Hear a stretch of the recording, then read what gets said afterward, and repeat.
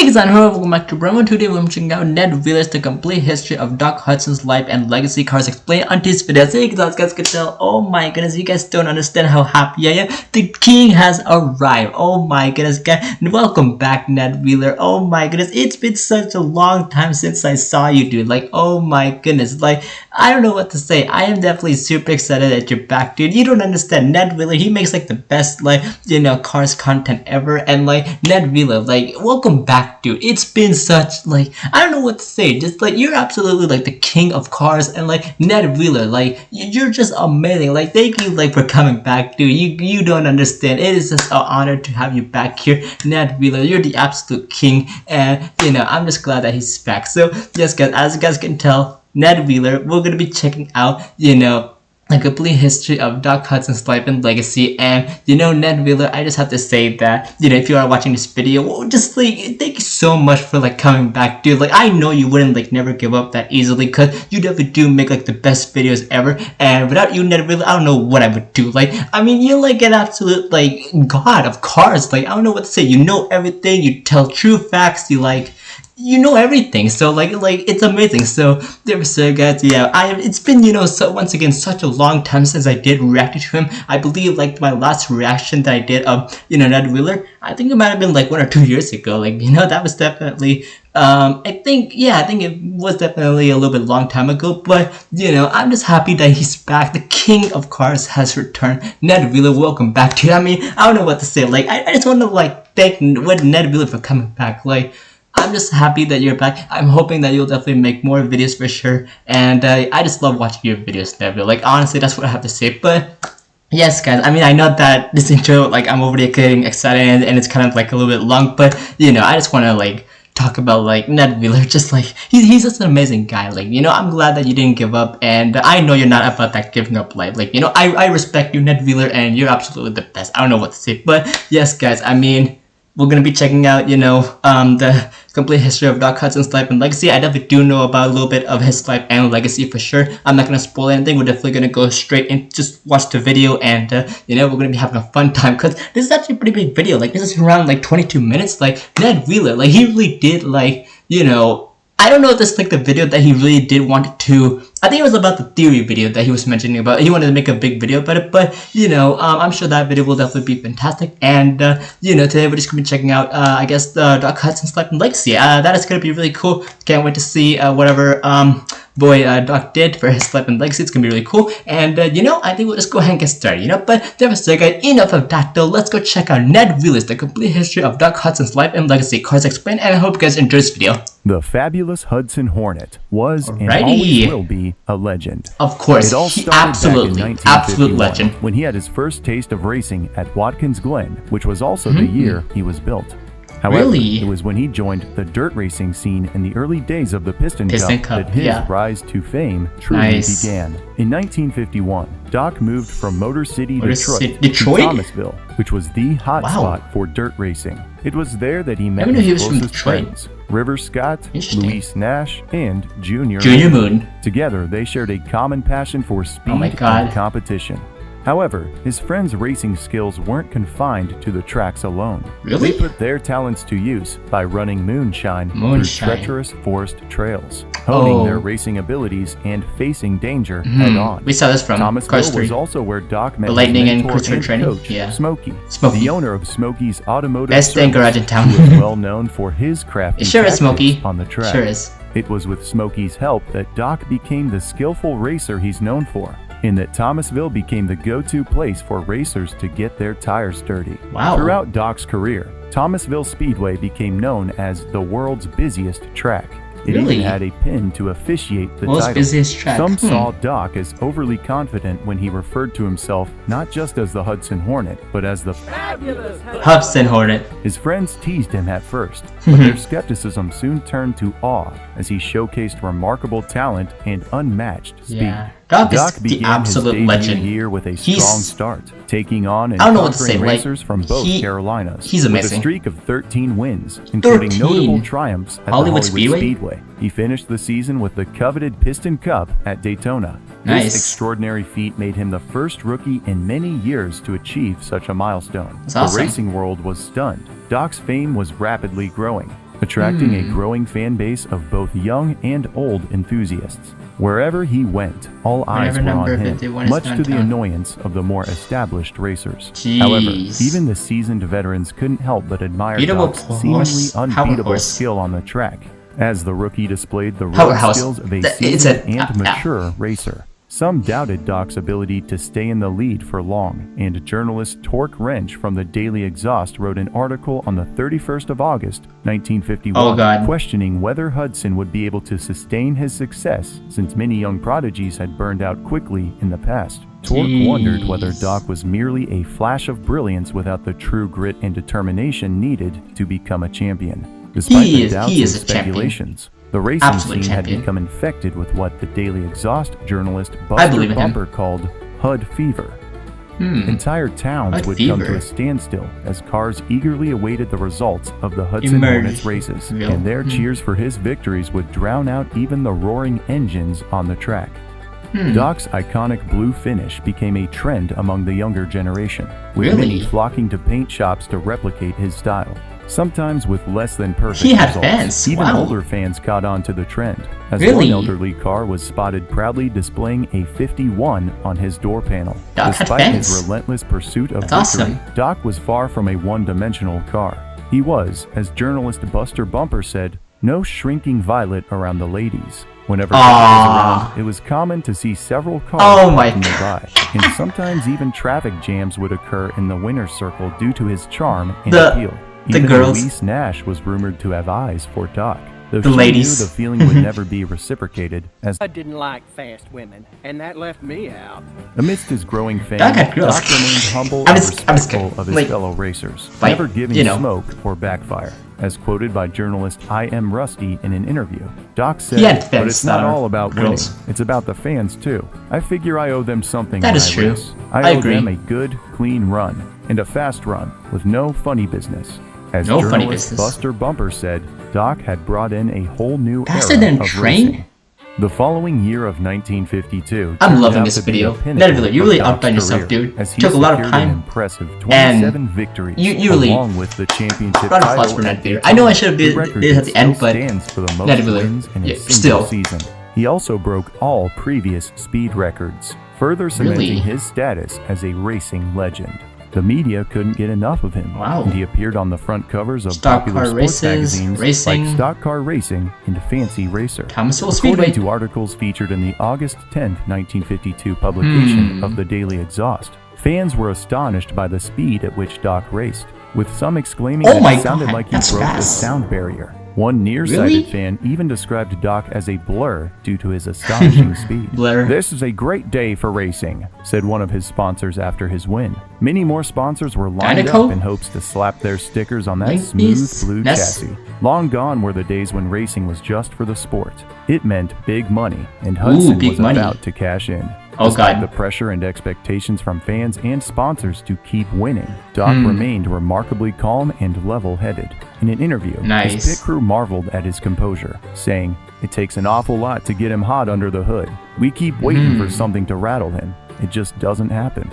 When asked about his relaxed attitude, Doc replied, "I don't worry, it's just not in my constitution. I take things as they come and do my best. Seems like that's been working pretty good for me lately. I would do my best too, working pretty good indeed." And Doc's dominance on the track was evident.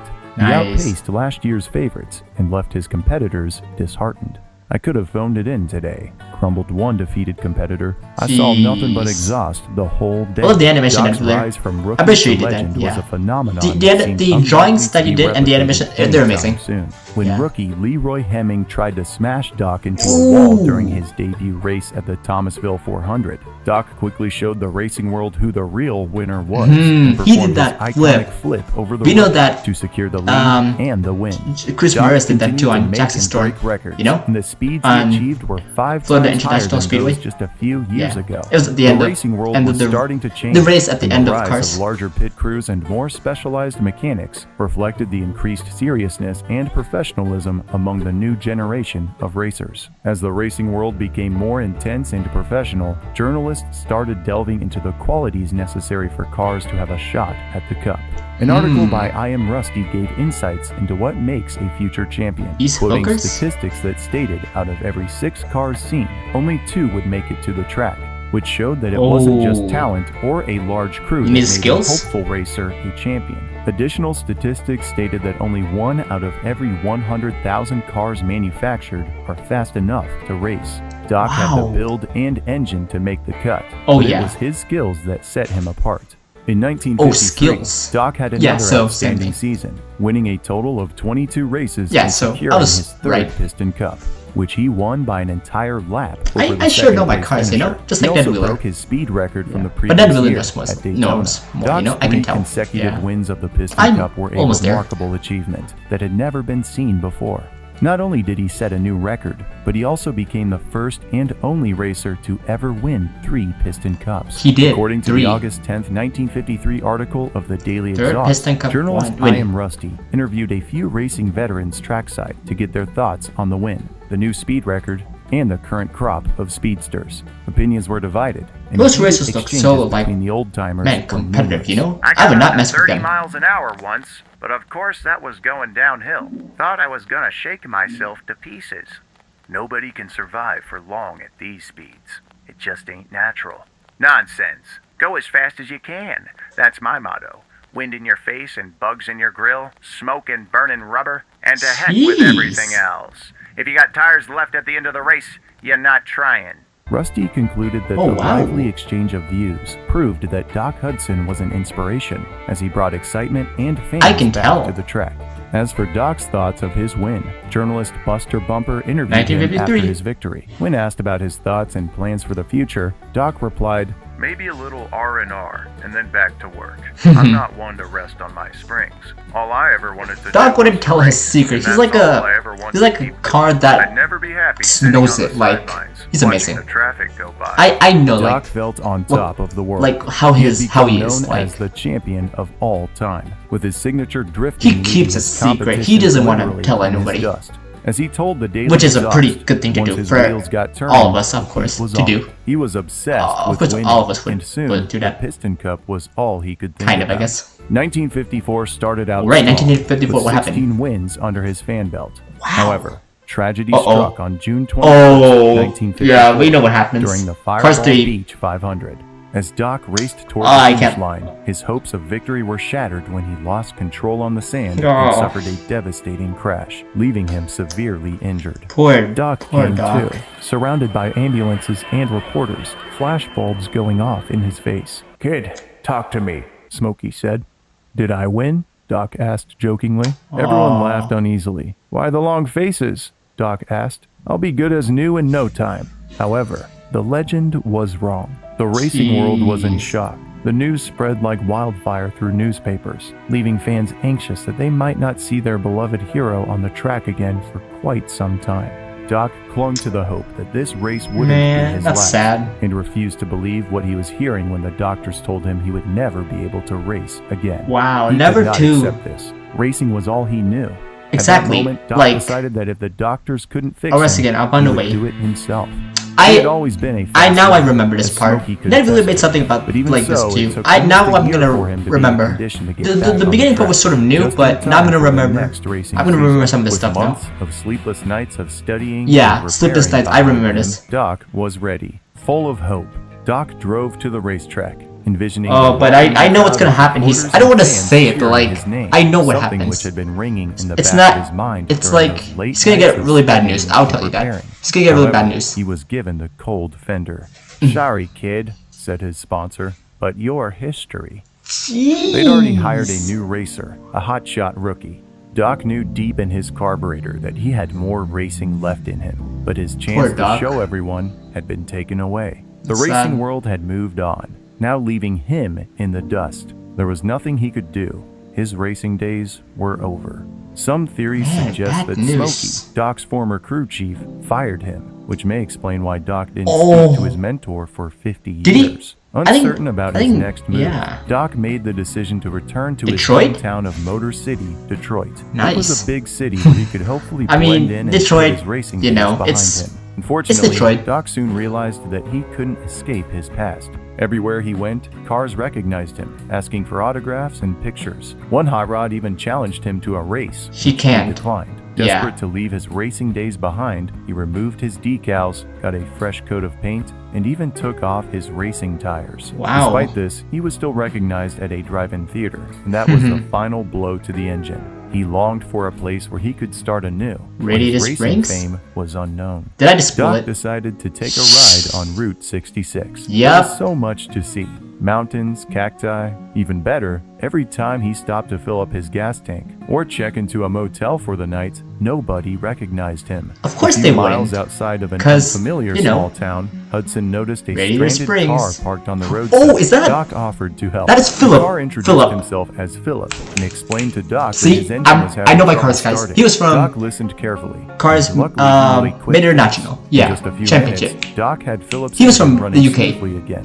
Philip thanked Doc for his help. Look at Philip, so happy. Doc smiled as he kept driving, feeling good about being able to help the car. However, he's a mechanic, that's good. This newfound sense of fulfillment, and a doctor. He still wasn't sure of what to do or where to go. Hudson. As if on cue, he found himself in front of a sign saying, "Does your life need direction?" Doc certainly did, and followed the arrow on the sign. It led to a sign advertising course to become a doctor of internal combustion. Doc thought back to the car he had helped during his travels, and suddenly it struck him. This was his purpose, to help become a cars doctor. in need. He quickly headed to the mechanical school of Carburetor County and got in line to register. While waiting in line, a car tapped him on the fender and asked if they had met before. Doc's engine sank, anticipating the disappointment of being recognized as a former racing legend. However, to his surprise, the car exclaimed, "I've got it! You live next door to my great-aunt, Mary Jean, in Bent Bender, Arkansas." Doc's bumper curved into a wide smile of relief. Finally, he realized that his past life was now behind him, and a promising new chapter was about to unfold. Doc studied hard for 4 years, and finally graduated in 1960. On the 19th of June of that year, he claimed his degree in clinical aerodynamics under the Institute of Ignition Studies at the Ornament Valley Polytechnic. He also received a degree in clinical studies of hydraulics under the Internal Hydraulics Clinic and the School of Tolerances and Clearances. On the 26th, he was given his degree declaring him a doctor of internal combustion under the School of Mechanics at the Ornament Valley Polytechnic. Ornament Valley, we know where that is, right beside Radiator Springs. And set up shop there. He was the hardest working doctor of internal combustion. I know it's a long video, but I'm loving it. His clinic soon grew in popularity. Folks it's came from far and amazing. wide. He has such a big history, like Doc. The I don't know what to say. Hudson Hornet's racing days like his life and legacy. But Doc felt like a champion just the same. He felt like he finally left his racing days behind him. However, fate had other plans. In 2006, Lightning McQueen stumbled upon Radiator Springs and accidentally destroyed their road. As the town judge, Doc confronted his past when he took on Lightning's case. Though he initially wanted nothing to do what happens with the now. hotshot, Doc saw Lightning's potential and offered valuable racing advice, only to be rudely dismissed. Crazy grandpa. However, their encounter reignited Doc's passion for racing, I'm sorry, Doc. and he took one last spin around Willie's Butte. I can't believe he's when Lightning discovered Doc's true identity, jeez, why would you say that about Doc? In jeopardy. Doc forced Lightning to leave, fearing exposure. But seeing the townfolk's heartbreak, he regretted his decision. At the Dynaco 400, Doc appeared as McQueen's crew chief in his iconic Hudson Hornet paint job, finally gaining the recognition he deserved. Whoa, look, man, it's the Hudson Hornet. He felt like a winner, knowing his legacy lived on. Witnessing McQueen replicate his great trick, Doc knew he had taught him well. And when McQueen selflessly helped a battered strip weathers, sacrificing the Piston Cup, Doc couldn't have been prouder. In the years that followed, the fabulous Hudson Hornet became McQueen's mentor, training together on the dusty track around Willie's Butte. Doc couldn't have been happier teaching McQueen, and even reached out to his old coach Smokey for the first time in 50 years to share McQueen's success. He sent numerous letters praising McQueen and included newspaper clippings. I already know that. I watched Cars like so many times. I should know what happens. Wasn't the best part of his life. coaching Lightning was.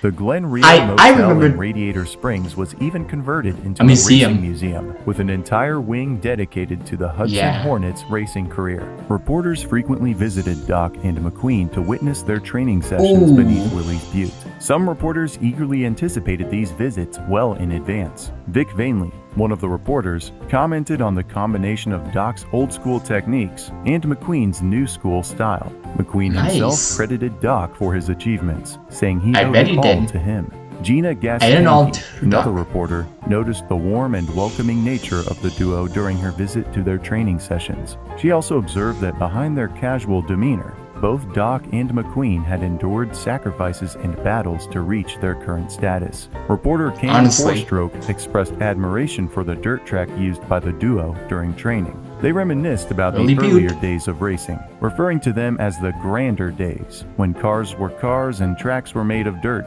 They also recalled how winning the Piston Cup not only meant being the best of the best, but also proved that you had the stuff to claim the title. Doc and McQueen certainly had the stuff, and together they won 4 Piston Cups. And together they won 4 Piston Cups. In 2009, Doc sadly passed away. The year of his passing is confirmed in this piece of concept art. It features the dates on the tombstone. The circumstances of his death have unfortunately never been revealed. Cars director Jay Ward said in an interview with Screen Crush that he didn't think they paid Doc's death enough attention in Cars 2 and 3. In an early draft of Cars 3, there was a flashback of Doc's death. Ward described it as a really tender moment where McQueen's driving and Doc's following him, and it's like the day your mentor passes away. Eventually, the filmmakers decided the scene was just depressing and cut it from the finished film. Some fan theories suggest Doc died from engine failure. However, when Rod Redline was being interrogated by the Lennons in Cars 2,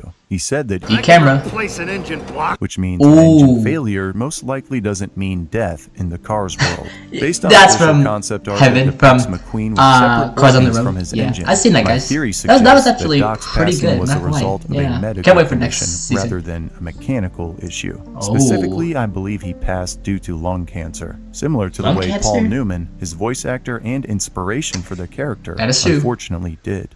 In 2011, so they try to was renamed in Doc's honor. Copy his like clinic was sort of like into a museum and displayed trophies and keepsakes from his career. Wow. In Ramon's body shop, there was an ofrenda built to celebrate the legend. Really? Magazines, jars of dirt from the racetracks he competed on, and a medal from the Knights of Combustion. One of the mementos seen at the altar is a Rust-eze logo on which McQueen wrote this touching line in honor of Doc's memory. Turn right to go left. You're not crazy. Thanks for everything, which is a full circle moment from the time he rudely brushed the legend off all those years ago. Red. In 2017, a new generation of racers appeared. This is where Jackson Strom comes in. And McQueen experienced a similar fear of being left on the sidelines as Doc had. He also was involved in a wreck that threatened to end his career like his mentor had before him. However, with the wisdom he had gathered during his years spent with the legend, McQueen found purpose on a new path. Just as Doc had in becoming a mentor. In his case, to trainer-turned-racer Cruz Ramirez. Cruz proved her ability to carry on the legacy of the legendary racers before her when she performed the same flip that Doc had mastered all those years That's why I said ago. in the beginning, guys. McQueen and Cruz both honored the champion's memory by changing their paint jobs. McQueen sported Doc's fabulous Lightning McQueen. Cruz chose the number 51 as her racing number under her new sponsor. That's smart. That was smart idea, Cruz. Under the shadow of Willie's Butte, just as that was a smart idea with Lightning during the best days of his life. Good job, Cruz. Doc Hudson Hornet will never be forgotten. Oh, and his of course legacy not. lives on in all the cars who witnessed him race and those who saw beyond his tough exterior to the heart. He was an absolute legend. He had a lot of stuff. He sure did. Yeah. And I think that's it. Oh! Doc has a step-down chassis, which gives him excellent handling on the track, as well this as is his H-Power straight-six engine. His engine? While online specifications for 1951 Hudson Hornets commonly list their horsepower as 145. An article from the Daily Exhaust published in 1951 states that Doc's horsepower is actually 175. Before receiving the title of doctor later in life, he was known by his full name, Hudson Hornet, and most of his friends simply called him Hud. Who's Hud? He was later referred to most commonly as Doc, since his new friends knew him as the town doctor. Oh, Doc Hudson. Yeah. There you go, Doc's Chris. full official title is Doc Hudson Hornet, according to the name on his small business license. Throughout his career, Doc raced at Thunder Hollow Speedway, the Thomasville Speedway, the Florida International Speedway, Fireball Beach, Daytona, and Watkins Glen. Really? I hope you enjoyed this video. I if you absolutely want to dive did. deeper into the world of cars, Thank you, Ned make Wheeler. sure to subscribe, as there's plenty more videos on this channel exploring the car's lore, along with exciting content coming your way soon. Nice. And remember, you got a lot of stuff, kid. Aw, thanks, Doc. You're absolutely amazing, dude. You know, but there was guys, yeah, that does it. Oh my goodness, guys. I know that this was definitely a long video, but oh my goodness, guys. This was just, you know, so great. Ned, really, you really outdone yourself, buddy, and like, I don't know what to say. This was absolutely amazing. Like, great job, like, Ned Wheeler. Like, I'm proud of you, dude. Everybody give a round of applause for Ned Wheeler, you know? But never said, guys, yeah, that was definitely the complete 100%, you know, complete history of Doc Hudson's life and legacy. That was definitely amazing. And, you know, like, wow, like, it was, that was just good, Ned Wheeler. He explained every true, you know, facts and, like everything about, like, the complete history of Doc. Like, you know, he explained everything just wonderfully, and, like, Doc, like, you sure gotta, like, I don't know what to say. You sure have a lot of awesome, like, you're just amazing. Like, I don't know how to say it, guys. Like, he's absolutely an amazing, like, you know, like, car, and, like, Doc Hudson, like, you'll never be forgotten. You'll always be remembered, and no matter what happens, like, you know, I'm always gonna remember, you know. But that for sure, guys. Yeah, that was a great video, Ned Wheeler. You know, I hope more videos will definitely come, just like how I said in the beginning. Cause Ned Wheeler, like, it's been like, you know, 7 months. I know that, you know, you were definitely you know, busy for sure with all your, like, you know, I know it, like, it takes time and all, but, like, you know, Ned Wheeler, I really do hope that you'll be, you know, uploading more for sure, because, you know, this was definitely a fantastic video. I'm sure that everyone else definitely did love it for sure, and, you know, like, Ned Wheeler, like, yeah, I understand that you know, you're definitely busy and all that stuff, but, you know, I just hope that you'll definitely, you know, upload more, because I definitely, like, do love your videos. I think they're absolutely amazing. Lois, love your, you know, content for sure, because, you know, just by seeing this video, this was amazing. Like, a 22-minute video, like, that is pretty amazing, Ned Wheeler. So, yeah, I'm really hoping that you'll definitely upload more. I'm gonna definitely, you know, be watching them, watching your videos for sure, because Ned Wheeler, this was, wow, like, you explained, like, Doc's, like, life and legacy good, dude. Like, that, this is a great video. Like, you know, I will never forget this video. Like, you know, that's how good it was. So yeah, Ned Wheeler, I hope you'll definitely upload more for sure. And you know, I guess that pretty much does it for this video. So yeah, guys, I guess that does it. Hope you all have a fantastic day, and guess I'll see you one. Peace, buddy.